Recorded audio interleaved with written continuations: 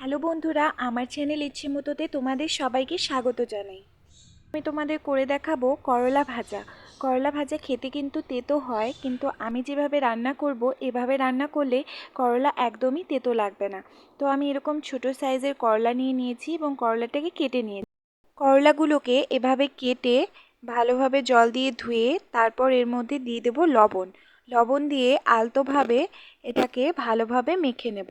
মেখে নিয়ে এটাকে আমি 10 থেকে 15 মিনিট এভাবেই রেখে দেব।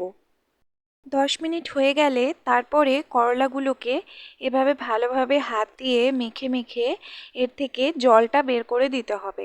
জলটা ভালোভাবে বের করে নেওয়ার পরে করলাটাকে ভালোভাবে চিপে নিয়ে আরেক জায়গায় রেখে দিতে হবে।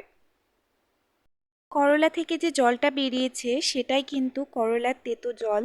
তো এই জলটা ফেলে দিলে করলার তেতো ভাবটাও আর থাকবে না। এবার আমি এই জলটাকে ফেলে দেব এবং করলাটাকে আলাদা পাত্রে আমি নিয়ে নিয়েছি।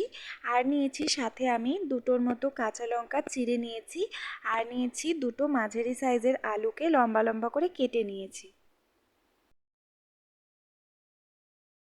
পাত্রে সর্ষের তেল গরম করে তার মধ্যে দিয়ে দেব পরিমাণ মতো কালো জিরে আর দিয়ে দেব কেটে রাখা আলু, করলা ও কাঁচা লঙ্কাগুলো।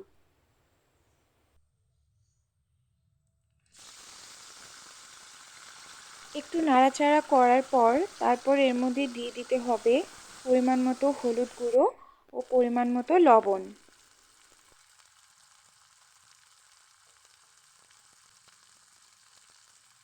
ব্যাস, এর মধ্যে আমার আর কিছু দিতে হবে না। এবার এটাকে ভালোভাবে ভাজা হওয়া পর্যন্ত এভাবেই নাড়াচাড়া করে যেতে হবে। এভাবেই নাড়াচাড়া করতে করতে যখন আলু ও করলা ভালোভাবে সেদ্ধ হয়ে যাবে তখন আমি এটাকে নামিয়ে নেব। আলু ও করলা দুটোই মোটামুটি সেদ্ধ হয়ে গেছে, তার মানে ভাজাটাও আমার হয়ে গেছে। তো আমি এবার কড়াই থেকে ভাজাটা একটা বাটিতে নামিয়ে নিচ্ছি।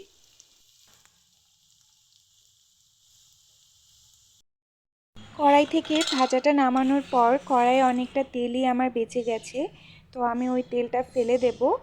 আর এই করলা ভাজাটা আমার হয়ে গেছে। করলা ভাজাটা খেতে কিন্তু একদমই তেতো লাগবে না।